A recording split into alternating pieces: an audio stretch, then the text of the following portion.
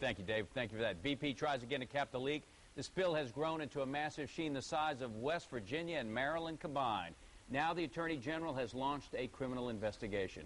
For the latest on all of this, we get the view from Washington with Congressman Bill Cassidy. Great to see you this morning. Hey, JP. Thank you for having me. First, your reaction to the criminal investigation. Attorney General Eric Holder launched that yesterday. What do you think about that? Should they have done that sooner? Well, they say that they've been doing it for several weeks. I have kind of two minds about it. Clearly, if laws are broken, they should be enforced. On the other hand, I want to make sure that this isn't just an act of vengeance upon BP that is unrelated to the spill, but they've got to show that they're doing something. But if laws are broken, we need to enforce them. 44 days. When is enough enough? I don't think. Let's face it. We should be prepared that it will not stop until those relief wells are finished in August. And so then that's assuming no hurricanes knock them off their schedule. So I think we should be prepared for the worst. Well, is Governor Jindal right, though? Is the Corps of Engineers dragging its feet when it comes to those burns that maybe could protect our coast and defend our coast from any incoming oil? Every day there's a conference call between the federal agencies that members of Congress and their staff can go on to.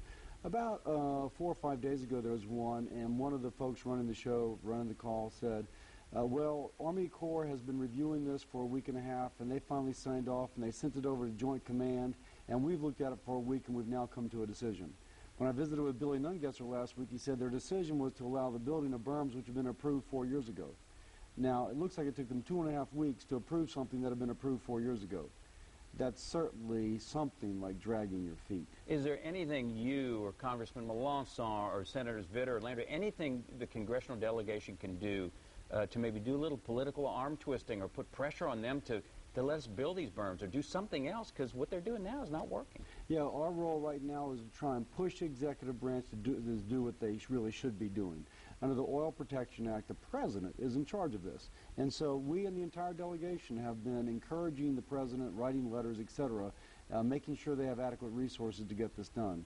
Also, in these hearings, we're trying to figure out why this happened and how to keep it from happening again. You had a big town hall meeting last night. Yeah. You heard firsthand the concerns and the frustrations of many Louisianians. What did you hear? What did they say?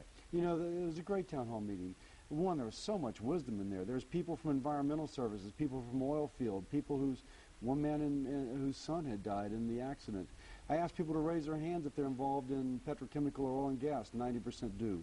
Raise your hand if you fish off the coast or know people in commercial fishery. 90% do. If you knew someone who died, 50% do.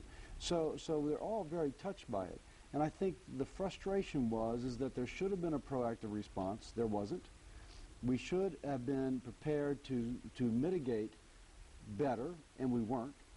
And they're concerned as well that the federal government, in an overreaction, may try and shut down offshore drilling, which we know would be devastating to the South Louisiana job market. What's your best guess about what the next week holds? I mean, do you really think they're going to cap this thing? Do you think our coast is going to be protected?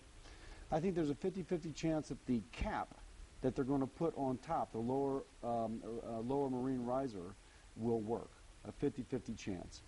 If that does, it will decrease the flow by probably 80%. That's a good thing. Mm-hmm. At that point, we can hopefully begin to catch up with the mitigation effort. We've got to figure out if these oil plumes are ecologically significant. Hopefully that will come out this week as well. All right, well, keep us posted.